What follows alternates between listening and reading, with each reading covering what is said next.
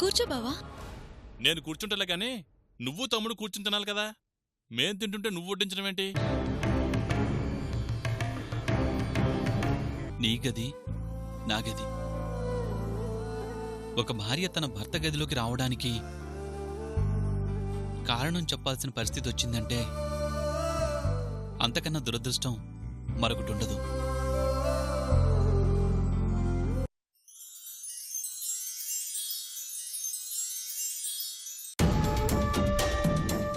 సావిత్రి ఇంకా నిద్ర లేవలేదా?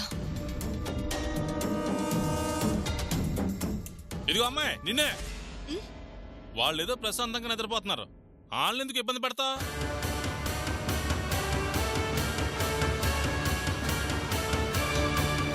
అమ్మాయి ఏంటి అమ్మాయి? అమ్మాయిని అమ్మాయి అనక ఇంకేమంటారబ్బా? నాకు అలా పిలిస్తే నచ్చదు. మా పక్క అలాగే పిలుస్తారు, నాకు అట్ట పిలవడమే వచ్చు. కాస్త జాగ్రత్త అమ్మా, గచ్చు పగులుద్ది. ఓహో అత్త నువ్వేంది ఇంకా ఏడే ఉన్నావు? నీ కూతురు కూడా కాఫీ అంటుందిగా, వెళ్ళి పెట్టు. కానీ మొదలు పెట్టత్తా, జాగ్రత్త అత్తో. అట్లాగే బాబు.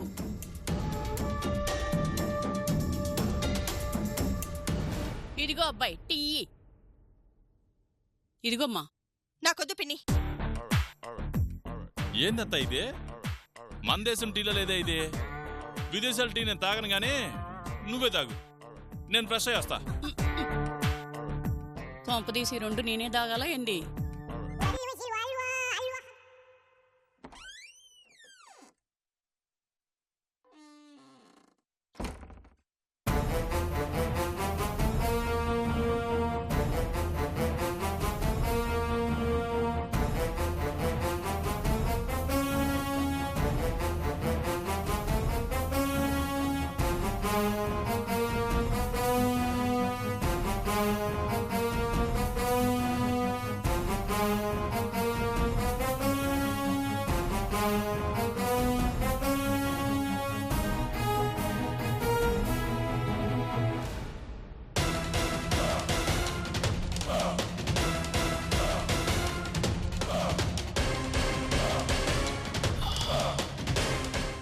చాలా ప్రశాంతంగా నిద్రపోయినట్లున్నావుగా. నేనొచ్చాక ఇంత ప్రశాంతంగా ఎప్పుడైనా నిద్రపోయావా? ఇంత ఆలస్యంగా ఎప్పుడైనా నిద్ర లేచావా? నా జీవితం నాశనం చేశానన్న బాధ లేదు, నీ వల్ల పెళ్లి కాకుండా తల్లినవుతున్నానన్న జాలి కూడా లేదు. నా పక్కనుంటే ముళ్ళ మీదున్నట్లుంటుంది, నీ భార్య పక్కనుంటే మాత్రం సంతోషంగా ఉంటుంది కదా. అసలేం మాట్లాడుతున్నావు అర్థమవుతోందా? నాకు బాగానే అర్థమైంది. నీకు న్యాయం చేస్తానని పైకన్నా లోపల అలాంటి ఉద్దేశమే లేదు అని. నా మీద జాలితో కాదు, నీ భార్య మీదున్న ప్రేమతో ఇన్ని రోజులు నాతో ఉన్నావని. ఇప్పుడు ఎందుకు ఇలా మాట్లాడుతున్నావు? సావిత్రి వాళ్ళ బావ వింటే బాగుండదు. ఆఫీస్కి టైం అవుతోంది.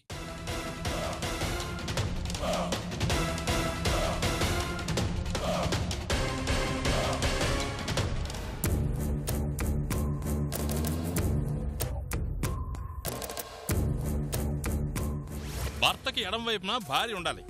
ఇదిగో అమ్మాయి, నువ్వు లేచిటి కూర్చో. భర్త పక్కన భార్య కూర్చోవాలి, పరాయి పిల్లవే, నువ్వు అలా కూర్చోకూడదు.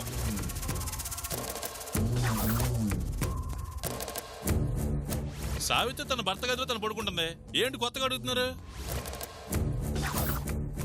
చెప్పేదేముంది సావిత్రి, వాళ్ళ గదిలో వాళ్ళు, హాల్లో నేను పడుకుంటాం. నువ్వు వెళ్ళి మీ గదిలో పడుకో. పార్వతీ పరమేశ్వర్ లాగా ఎంత చక్కగా ఉన్నారు చూడు.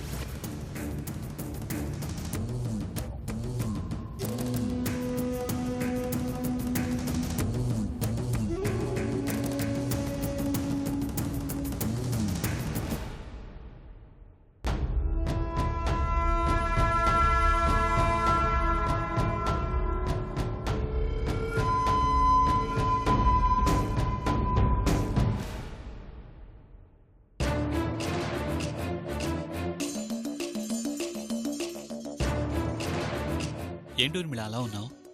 ఒంట్లో ఏమన్నా బాలేదా? అదేం లేదు. మరేంటి అలా ఉన్నావు?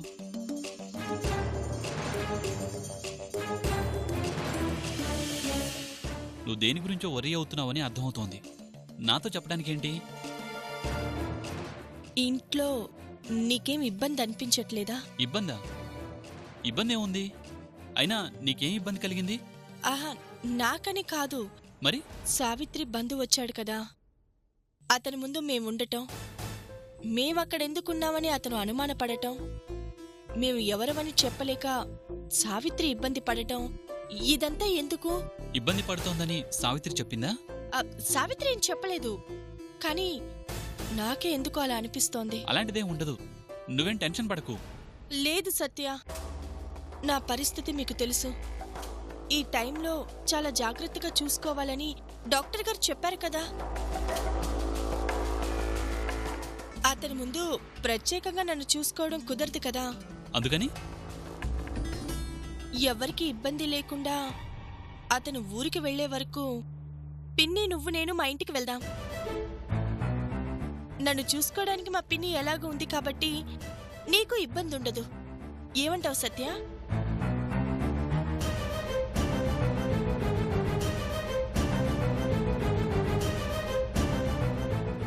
మీ ఇంటికి వెళ్ళడం మాత్రం జరగదు. ఏ? ఆ ఇంటిని వదిలేసి రావడం అంటే సావిత్రిని వదిలేసి రావడమే. అది నా వల్ల కాదు.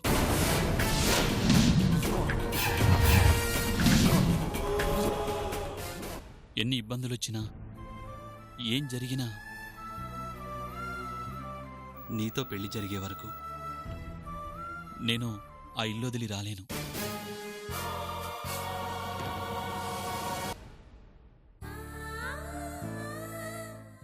ఎలాగో మాకు దూరం అయ్యే రోజు ఒకటి వస్తుంది. ఆ రోజు వరకు ఏ కారణం వల్ల అయినా సరే నేను సావిత్రికి దూరం కాలేను.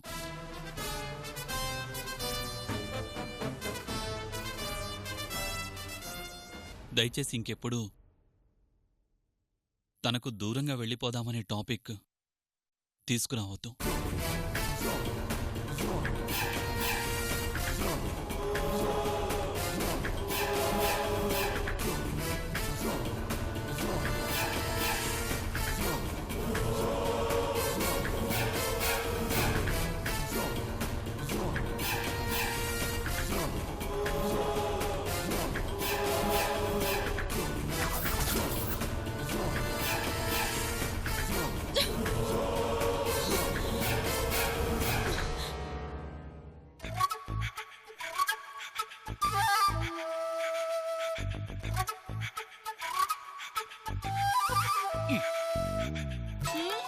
ఏందత్త? ఏంటి తిండి? ఏ 4 పండ్లు తింటే కూడా తప్పేనా? అత్తో, ఎవరైనా 20లో తిండి ఎరగదీయాల, 30లో కుమ్ము పారేయాల, 40లో కాస్త తగ్గించాలా, 50లో ఏదో తిన్నాం అనిపించాలా, 60లో తిందాంలే అన్నట్టు ఉండాలి. గాని 60లో 20లో తిన్నట్టు తింటే ఆరోగ్యం పాడవదు. అందుకేగా ఒట్టి పళ్ళే తింటుంది. ఒట్టి పండ్లైనా 1-2 తినాలి. ఇలా గంపలు తింటే ఎలాగా? నీ కళ్ళేంటయ్యా నా మీద పడ్డాయి? అత్తవు కదా, నీ ఆరోగ్యం బాగా చూసుకోవద్దు. అవునత్త, మామయ్య బాగా సన్నగా ఉంటాడా ఏంది? నువ్వెప్పుడు చూసావు? ఆయన్ని చూడాలా? నిన్ను చూస్తే తెలియడం లేదు. ముయ్యత్త, ఏగలు దోరతాయి. జాగ్రత్త అత్తో, నేను కలెక్టర్ ఆఫీస్ దాకా పనుండి వెళ్తున్నాను. ఈ అల్లు లేడు కదా అనేసి అన్నం తింటాం మానే మాక. సావిత్రి, సావిత్రి బావా, ఇదిగో కావలసిన తిను, మిగిలిన నేను సాయంత్రం వచ్చి తింటాను. కలెక్టర్ ఆఫీసులో పనుందే, నేను వెళ్ళొస్తాను.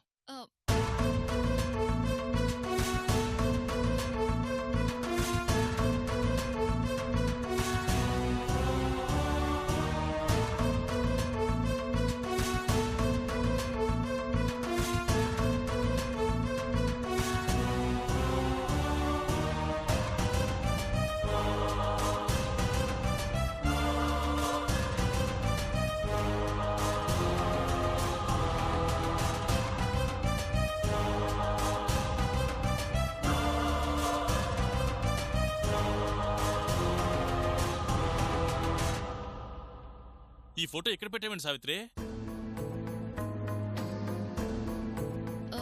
అది అద్దం పగిలింది అందుకని. భలే దానివే, అద్దం పగిలిందని అలా మూలన పారేస్తారా? మీ జంట చూడముచ్చటగా ఉంటుందని ఈ ఇంటికి వచ్చే వాళ్ళకి చెప్పేది ఈ ఫోటోనే.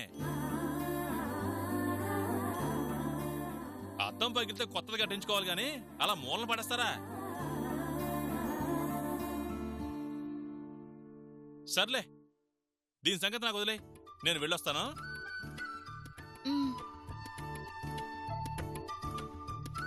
వస్తానత్తు. అట్లాగే బాబు.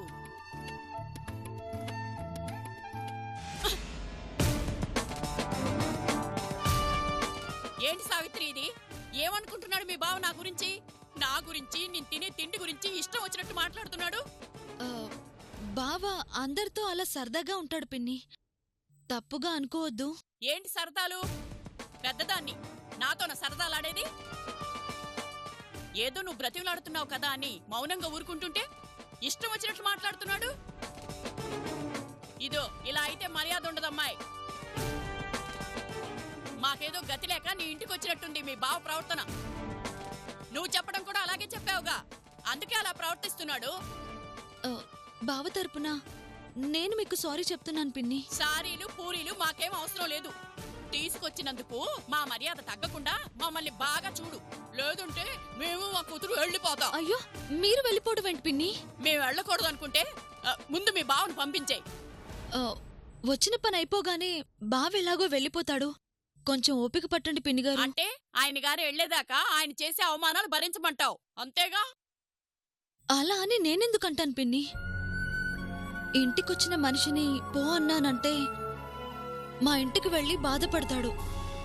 అమ్మ వాళ్ళకి అనుమానం వస్తుంది, వాళ్ళు బయలుదేరి వస్తారు.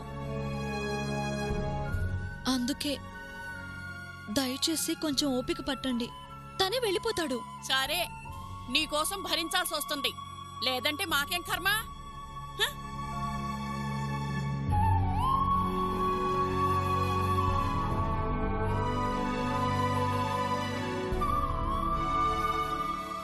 ప్రతిరోజు నువ్వు నాకు కాలు నక్కాలి, సాయంత్రం నువ్వు నాకు ఒళ్ళు పట్టాలి. తేడా వచ్చిందో మీటర్ నొక్కితే మ్యాటర్ లీక్ అయిపోద్ది.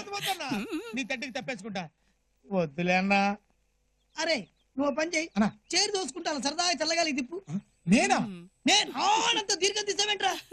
సౌండ్ పెరిగిపోతుంది బాబోయ్, సౌండ్ పెరిగిపోతుంది. రామ్మా ఇలారా, కూర్చో కూర్చో కూర్చో అబ్బాయి. అమ్మ సావిత్రి, ఆ పిన్ని. అబ్బాయి అమ్మాయి వచ్చారు, కాస్త వాటర్ తీసురామ్మా. అలాగే పిన్ని. మధ్యాహ్నం భోజనం చేసావు కదా తల్లి, కడుపు నిండా తిన్నావా లేదా? జాగ్రత్తగా ఉండాలి. ఊర్మిళ తీసుకో.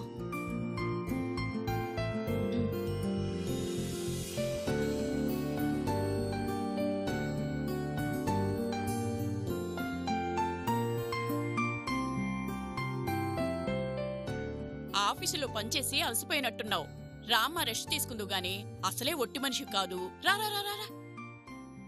సావిత్రి, ఓ ఏంటి అందరూ ఇక్కడే ఉన్నారా? చేతిలో ఏంటది? పార్వతీ పరమేశ్వర్ల ఫోటో.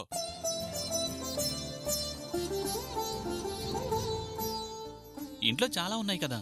ఈ ఫోటో లేదులే తమ్ముడు గారు.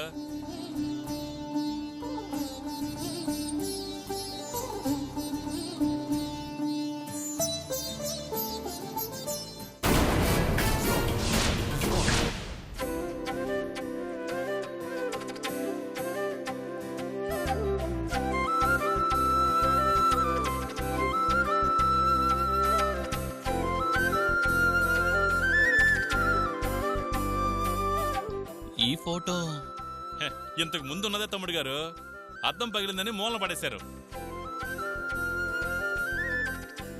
ఇంత ముచ్చటగా ఉన్న ఈ ఫోటో ఉండాల్సిందే మూలన కాదని నేనే తీసుకెళ్లి మళ్ళీ అద్దం కట్టించి తీసుకొచ్చేశాను. మీకెందుకు శ్రమ? ఇందులో శ్రమ ఉంది తమ్ముడు గారు, దారిలో పోతా ఇచ్చాను, వస్తా తెచ్చాను.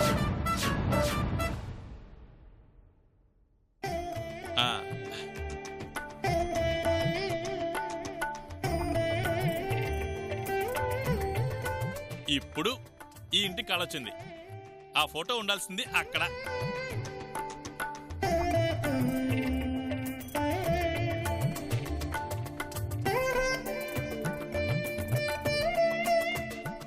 ఏంటండి అలా కింద పడిపోవడమేనా? మనిద్దరం ఎప్పటికీ ఇలా కలిసుందామని చెప్పడానికే ఈ ఫోటో ఇక్కడుంచింది.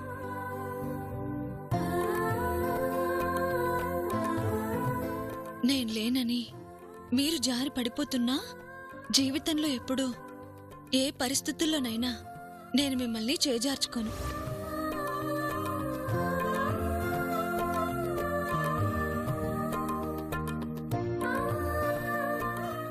తమ్ముడు గారు, ఈ ఫోటో 10 కాలాల పాటు జాగ్రత్తగా దాచుకునేదే కాదు, 10 మందికి మీ జంట గొప్పతనం చెప్పేది కూడా. మీ ఫోటో చూసిన వాళ్ళు ఎవరైనా జంట అంటే మీలో ఉండాలనుకుంటారు కదా సావిత్రి?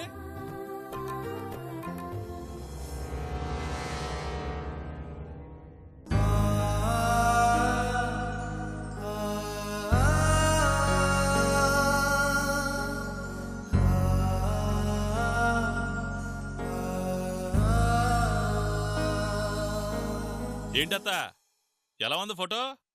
ఫోటోకే దిష్టి తీయాలనిపిస్తుంది కదా?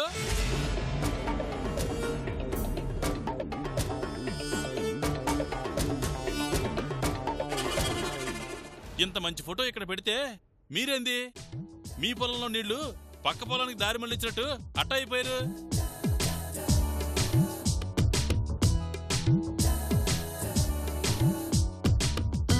బావా, నువ్వు వెళ్ళి ఫ్రెష్ అయ్యరా, ఆయనతో పాటు కూర్చొని భోజనం చేద్దు గాని. చేస్తానులే సావిత్రి. ఏందత్త మాట్లాడరా? ఫోటో ఏడబెట్టిన కాడి నుంచి చూస్తున్నా మీ మొహాల్లో ఫీజులు పోయినాయింది. ఏంది కదా?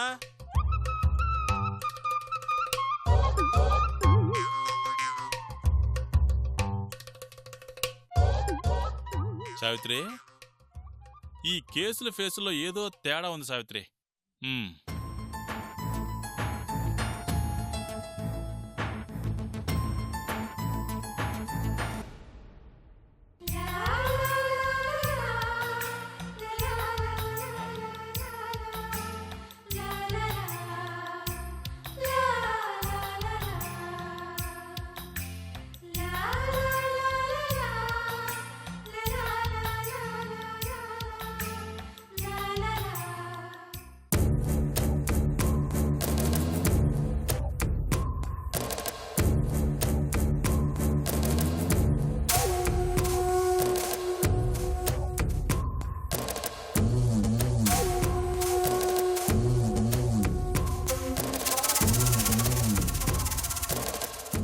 ఈ నక్షత్రకుడు రాను రాను మన పాలిట ఎముడయ్యాడు.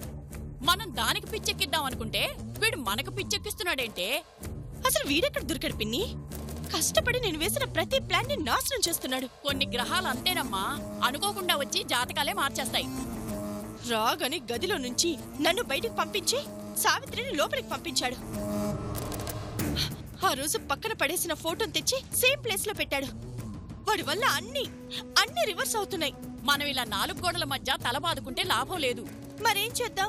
గట్టిగా 4 తిట్లు తిట్టి ఇల్లు వదిలి పారిపోయేలా చేయమంటావా? అది నాకు చేతకాక కాదు, మౌనంగా ఉంది. అన్నీ నువ్వే చెప్తావు, వాడి చేష్టలకు బాధపడతావు. తన్ని తరివేద్దామంటే ఊరుకోవు. ఇప్పుడు మనం అలాంటి పరిస్థితిలో ఉన్నాం, ఏం చేస్తాం? ఎలాంటి పరిస్థితులైనా మనకు అనుకూలంగా మార్చుకోవడమే మన తెలివి.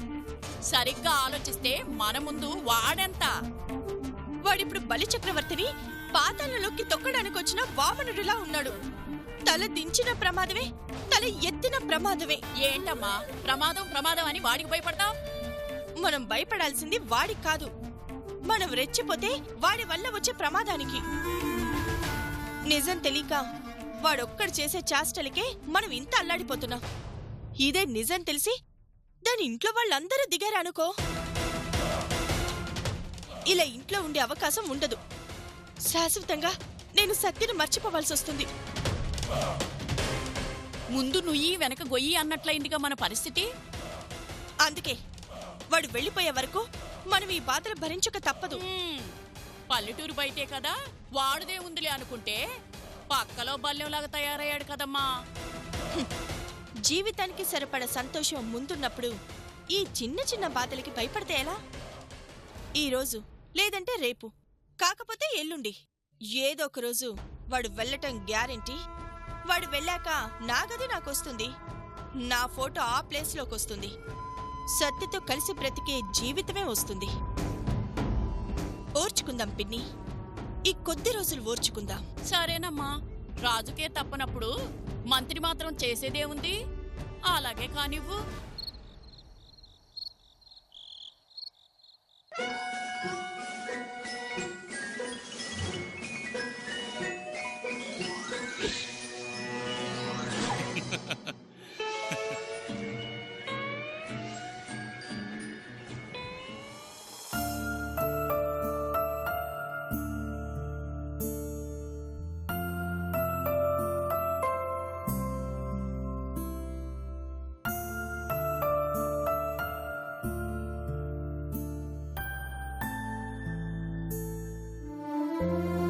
ఆ, నేను వెళ్ళి పడుకుంటాను.